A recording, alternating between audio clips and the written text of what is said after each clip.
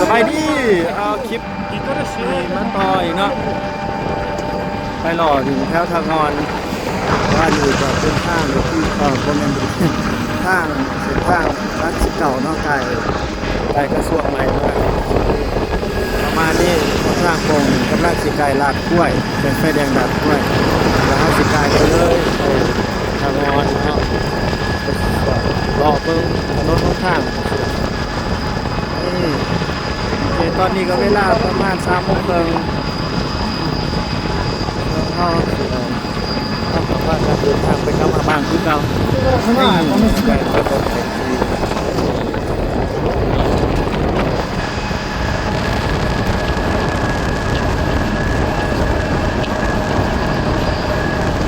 รักสิบเก่าแล้วเขตนี้เป็นรักสิบเก่า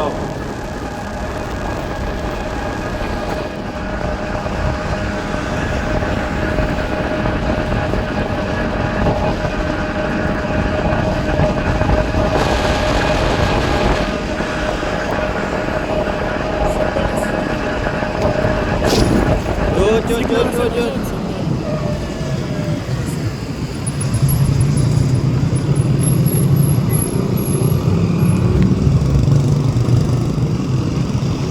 โอเคไฟแดงรัก19นี่ก็คือไฟแดงรัก19เนาะมันสิมีศูนย์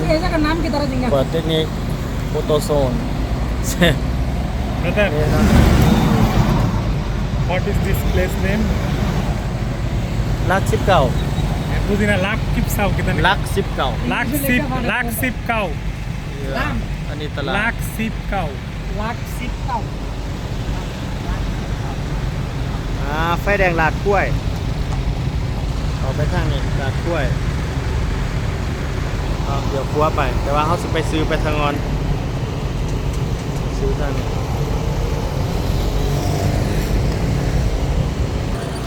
โอเคไปต่อ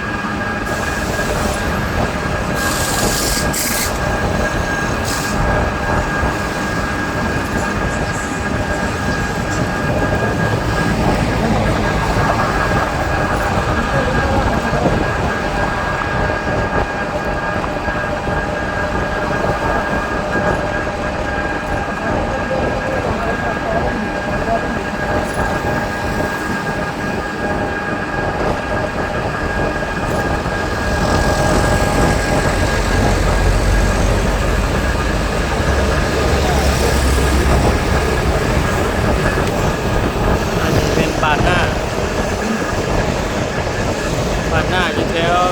เขตทางงอนนะแต่ว่ายังบ่ถนนทางงอนเด้อไกลลาดกล้วยมาน้อยนึงสิไปอยู่แถวทางเขาหอพิพิธภัณฑ์หลังใหม่เนาะดูที่ร้านงามๆนะดูที่นี่งามๆนะ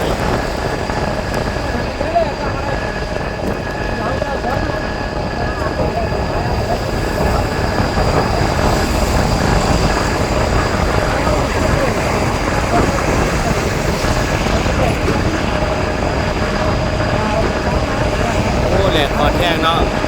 วิวเฮานี่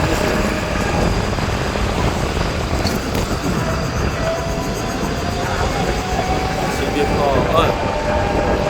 วิดีโอเฮานี่คือสิ บันทึกไหลคนหลาย Kita paha kasih. ๆว่ามันอะไร Para kita kasih. Harus itu para sekasih.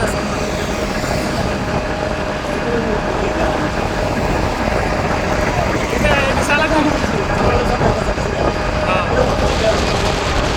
Ini itu motorcycle le tali le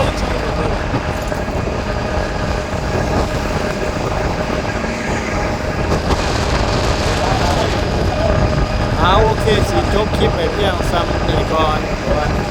มันก็ยาวแน่เลยเนาะนาทีไปแล้วเดี๋ยวเอาให้ฮอดซ้ำ6นาทีซะเดี๋ยวเบิ่งไปต่ออีกหน่อยนึงมันก็ค่อนข้างมาฮอดเนี่ยแดดฮอดดี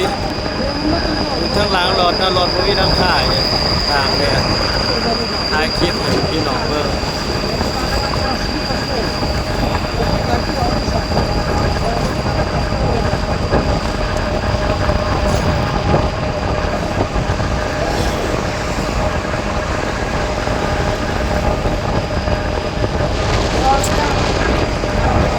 โอเคพี่น้องเดี๋ยวเบิ่งติดตามกันต่อไปเรื่อยๆคลิปต่อไปเนาะ